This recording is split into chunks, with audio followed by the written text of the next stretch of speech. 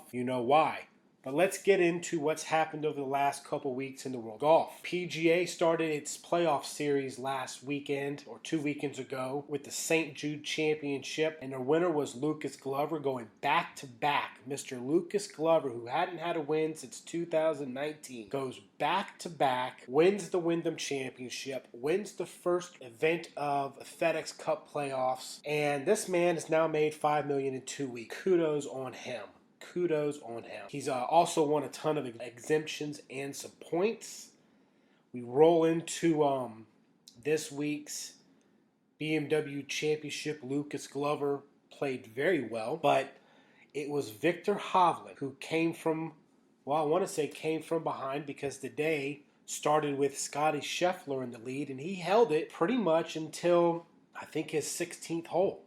He was playing right behind Viktor Hovland. Viktor Hovland was the second to last group playing, and Scotty was doing things, and it looked like it was Scotty's to win, and Viktor tied him up on the hole ahead of him. I think it was 17, and Scotty ended up bogeying 16, dropped the shot, and Viktor did Viktor things and cruised right in for the win. Not only did he do that, this man shot a 61, which was A, the course record, and B, it's the lowest round ever shot in the FedEx Cup playoffs. So congratulations to Viktor on that one. Liv, 2 weeks ago, had the Bedminster event, and the winner was Cam Smith. Cam Smith now moves into the top of the individual leaderboard, points leaderboard, followed by Taylor Gooch and Patrick Reed.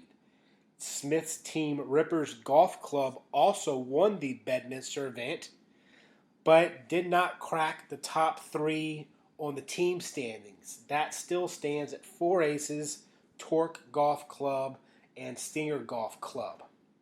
Then over at the LPGA, we had 2 weeks ago the British Open, and the winner was Lilia Vu. She is a 2-time major winner.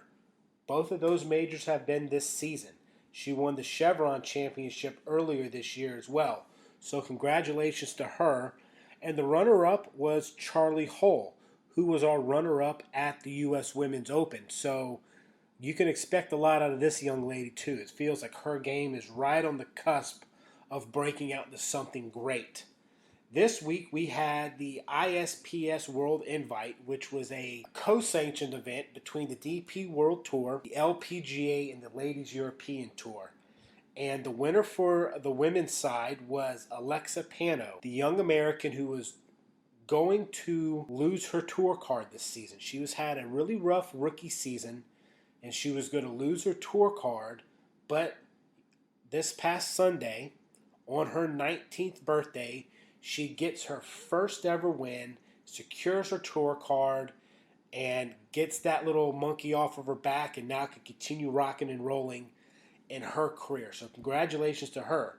On the men's side, we had Dan Brown, another Englishman, and another rookie, securing his first win. So that's what's been going on in the world of professional golf, at least tournament-wise. We got a lot to talk about on what's been going on behind the scenes and what's coming up with the Ryder Cup. So let's get into that and do that right now. Oh yeah. Stay there. All right, it's the What's Going On section where we discuss what's going on in the world of golf. I want to keep it kind of quick, this podcast. A few things I want to touch on.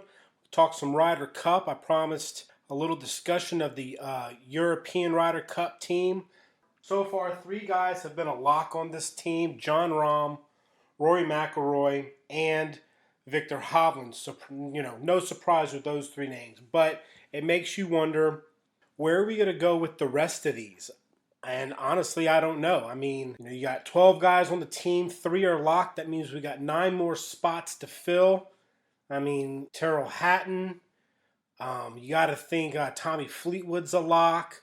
Maybe Sepp Straka. Matt Fitzpatrick. Those are some guys right off the top of my head.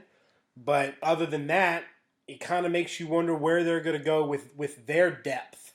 And we have some announcements on the U.S. side. We have locked in our first 6, which are Max Homa, Patrick Cantlay, Wyndham Clark, Scotty Scheffler, Xander Schauffele, and Brian Harmon, which leaves the 6 captains' picks. Where do we go with those? Brooks Koepka kind of fell out of a locked position, but he is a reigning major champion. And I think it'd be a huge mistake to leave him and Bryson off the team. So out of those 6 picks, let's say we add Koepka and Bryson, we got 4 more picks there. Gotta assume Ricky and Keegan Bradley. I'd like to personally see Tony Finau. And you've got 1 more pick there, and I don't know. Who do you think it should be? I mean, does JT kind of sneak in? I don't have Jordan Spieth up here as well. Could he get in? So a lot of moves to come along here shortly. Then we have the ladies' side. The Solheim Cup is coming up. We might dive into that a little bit next week, but they're on the cusp of doing their version of the Ryder Cup this year as well. Another thing I want to talk about was this guy, Billy Walters. This guy is some sort of super gambler. Apparently, he's a good friend, or was good friends with Phil Mickelson at some point in time. Done a lot of gambling. We all know that Phil's been a gambler. But he decided to drop a book and drop some excerpts a couple weeks ago talking about how Phil's lost has bet over $1 billion in the last 3 decades. He's lost about $100 million. That he wanted to bet on the Ryder Cup at one point. Of course, Rory McIlroy had to put his 2 cents and run mouth about that, saying, hey, Phil can bet on this one because he won't be playing. Again, the PR team with Rory need to shut this dude up because while he's bumping his gums, he's not producing on the golf course. This past BMW Championship, he had a chance to really move up there and take a win on one of these tournaments, and he couldn't sink a putt.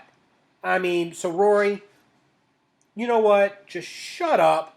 Mind your own damn business. Worry about yourself. Worry about the European Ryder Cup and try to get your golf game back. Yeah, you can win a tournament here or there, but when it comes down to the big ones, you choke. So let's worry about not choking, okay? How about we do that, Rory? Moreover, I don't care what Phil does with this money. He wanted to bet on the Ryder Cup for the U.S. to win. Who cares? It's not like you can really fix it. He wants to, bet $1 billion over the last 3 decades. Who cares? It's his money. Let him do what he wants to do with it. I feel myself getting a little worked up, so we're going to move away from the last thing I really want to cover real quick is the PGA Tour came out with their 2024 schedule, and they are, for the first time in I think 10 years, they are going to a full calendar year schedule.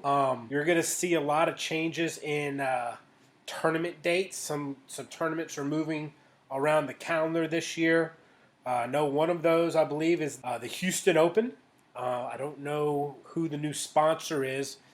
I probably should know that, but you are going to see some new sponsors, a lot of date shifts, plenty of no-cut events. Like I said, they're going to return to a full calendar season with 39 regular season events, plus the postseason events, which are the 3 tournaments for the playoffs.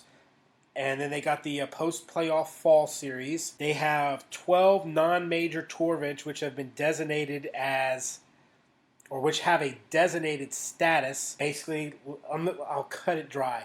The designated status on the PGA Tour is a live event. That's all it is. They want to knock live for everything that they are. Designated events, there's going to be 12 of them. It's going to be more money and limited fields with no cuts. That's what it is. So let's see how that works out for them. But I did find it interesting that they are now going to a full calendar year schedule. The most noteworthy date shift is going to be the Memorial Tournament hosted by Jack Nicklaus, which will be held a week before the U.S. Open, having traditionally been held 2 weeks ahead of the third major, which I believe is the U.S. Open. So Anyway, PGA's making some moves in their schedule. We'll see how the players adapt to that, how they feel about that. Jay Monahan, in a press conference earlier this week, talked about him seeing this whole LIV PGA merger going through, and that it will be beneficial for the PGA Tour. So we'll see what happens. But yeah, next week we'll discuss the wrapping up of the tour season before we take a couple weeks break and they move into their fall schedule. We'll discuss any more Ryder Cup news that we have. We'll start discussing Solheim Cup and any other kind of ins and outs that, kind of pop up over the next week that we can kind of discuss and get worked up over or whatever. So with that, let's move on. I am proud to announce that the From the French podcast is brought to you by Shank It Golf. That's right, we've got the Shanks.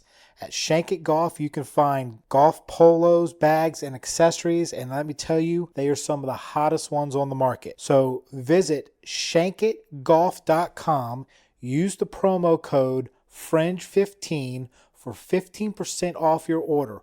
Or better yet, you can jump over to the Instagram page, give us a follow, and click the link and do your shopping from there. That is shankitgolf.com. Yes, we at From the Fringe have the Shanks, and we want you to have them too. Oh yeah. Stay up. Stay there. Okay, before we wrap up today's show, let's talk about what's next. And for the PGA Tour, it's the end. It's the last tournament of the season, the Tour Championship in Atlanta, Georgia. I know this is a sad moment for us, but don't worry, it doesn't last long. I will put up on the X page and Twitter and Threads the remaining 30 players for this last tournament of the season. I'll go ahead and put up the remaining 50 so you can see who didn't make the cut. But yeah, it's going to be a good one. The the top 5 players out of the last 30 are Scotty Scheffler, Victor Hovland, Rory McIlroy, Jon Rahm, and Lucas Glover. And the hot hand tells me Scotty Scheffler because he played one hell of a match this past weekend at the BMW Championship. But honestly, you can't count out Victor Hovland. This guy has been automatic this season. He was on the cusp of winning a few majors. He's always been there in the mix. These are his stats this season. Victor Hovland has had 24 starts, 2 wins, 8 top 10s, and 0 missed cuts. That's about as automatic can get. This dude is there week in, week out when he decides to play, and he is dangerous, so don't count him out. The women have the CP Women's Open over in Vancouver, British Columbia. I've seen on social media, a lot of them are making their plans, and we're getting ready to travel out for this tournament. And at this point, it could be anyone's tournament because the ladies are playing tough, and there are a lot of names that could be in the mix over the weekend. LIV does not return until Chicago the weekend of September 22nd through September 24th, so we won't have them until then. Other than that, guys, I want y'all to have a great week and a great weekend. Don't forget to get out there and play some golf, watch some golf. Spread the love of the sport with your friends and your family. Don't forget about Shank It Golf. Fringe 15, 15% off. Don't forget about Instagram. Don't forget about X. Don't forget about Threads. Like, comment, subscribe. Do all that good stuff. Let me know what you're thinking. I want y'all to have a great week and weekend. Be good, stay safe, and hit 'em straight.